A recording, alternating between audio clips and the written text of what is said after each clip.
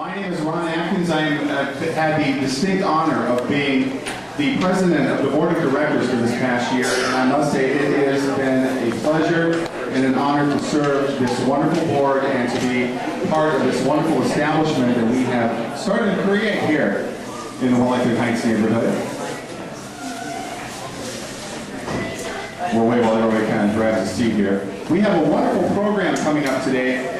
Just to give you a little bit of a background of what we do here, Paul Engle was many people, and he had a heart as big as the state of Iowa. And he was not only a gifted writer and an eloquent speaker, he was a man who lived to build bridges, whether in the community or in the global communities. He was director of the Iowa Writers Workshop for a number of years. He then went on to found the International Writing Program at the University of Iowa, an organization that still is in great health today. They still do many, many things. And the vision of that was to bring international writers from all over the world to the United States to study together so they can not only work cross-culturally, but we can also learn from them. And the program is amazing, and starting next year we're going to have some great programs where we cooperate with the International Writing Program.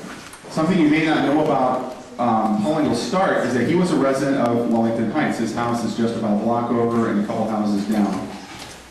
The current owner of that is trying to restore it back to period style so that you can take tours of it. About this building used to be Blackie's Grocery and Ice Cream Shop.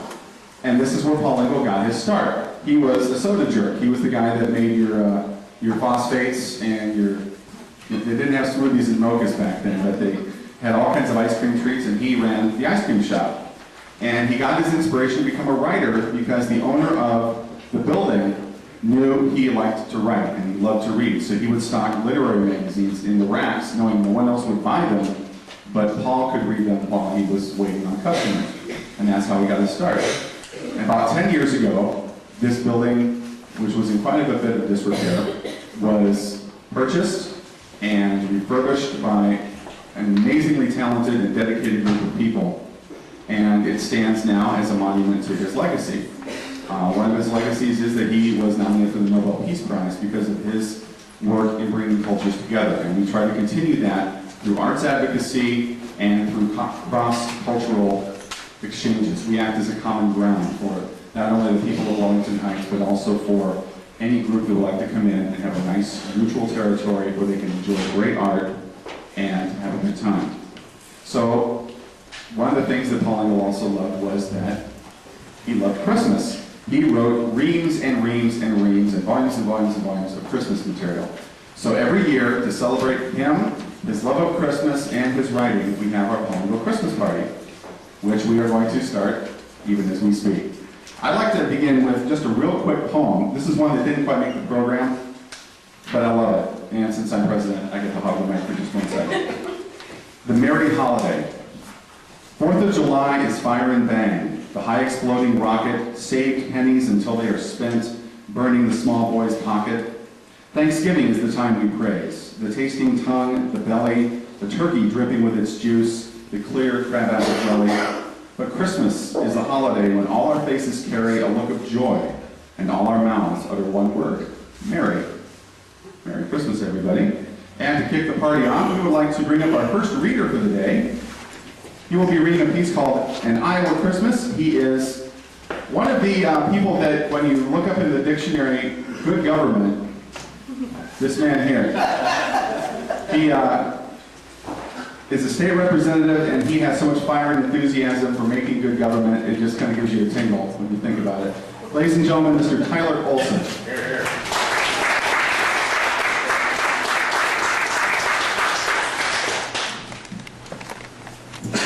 Thank you. Appreciate that introduction. I'm going to be reading from Prairie Christmas.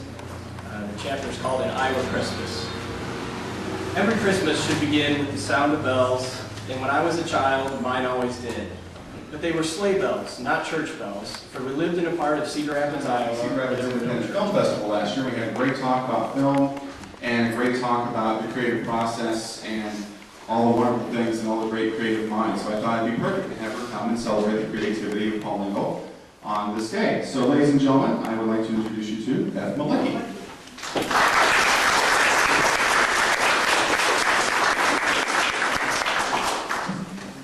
This first one is similar to the one that Tyler just read to you. It's by Paul Engle, and it's called Newsboys Christmas. I have no idea why they had me read the one entitled Newsboys Christmas. As a carrier boy who delivered newspapers to 100 families along a route of 2 miles, I probably knew more about the progress of Christmas each year than anyone During our else. Christmas parties, we always like to have a member of the neighborhood come and represent the neighborhood in our readings. So today we have invited Kimberly Abram to come. She is the daughter of Joan Blackman, who is a member of our Paul Engle Center board. Joan is not feeling well today, so she's not able to attend, but we do have the lovely and talented Kimberly Abram, who's also very shy, and I had to throw that one out. Have her come up and read. She has a piece called Come Home.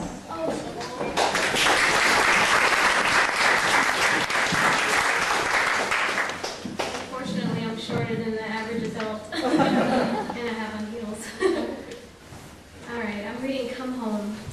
Christmas glitters with lights and glows with wreaths. The ornamented trees stands with gestures of hope. A bush which is set burning right in the corner of our room. The gifts make their own illumination of time spent and thought taken. The whole season is filled with gray color and warm feelings and the perpetual smile of green in the gray. The panels that you see behind us are part of our Song of the Cedar commemoration. Betsy Houston can explain this later to you, but Paul Engle wrote a very beautiful lyric poem that celebrates everything that is beautiful and bold about Cedar Rapids and about Iowa and about the abundance of the land. The students, the 5th and 6th grade students at Johnson Elementary School for the Arts, took that poem, dissected it, and then created these beautiful artistic images and interpretations of the poem. We're going to do a little bit more exploration of that in just a little bit. The other thing that we want to draw your attention to is behind you, the panels that I mentioned from Leonardo. That's a part of another ongoing mural project. You know, we have a mural that graces the 16th Street side of our building. Next spring, we're going to unveil a new mural, which that is it, on the 4th Avenue side. And we're going to make that an organic process where you actually get to come and talk with the artist as he's creating the art. So you get to be part of the artwork. You get to kind of give your feedback on how he's doing, and you get to see an artist in progress and hear all about it. So Peter, are you ready to read? Okay, you hold this while I try and fix the mic stand I broke.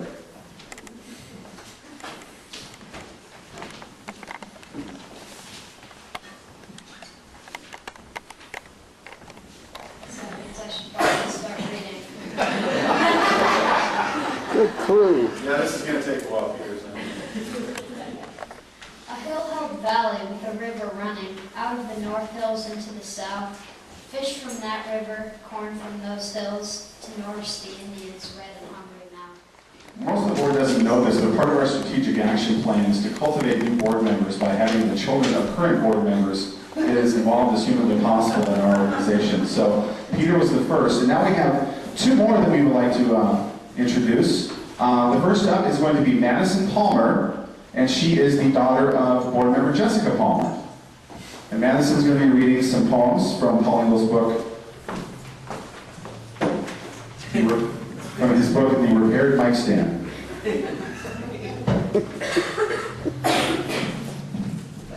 Yay, Lonnie.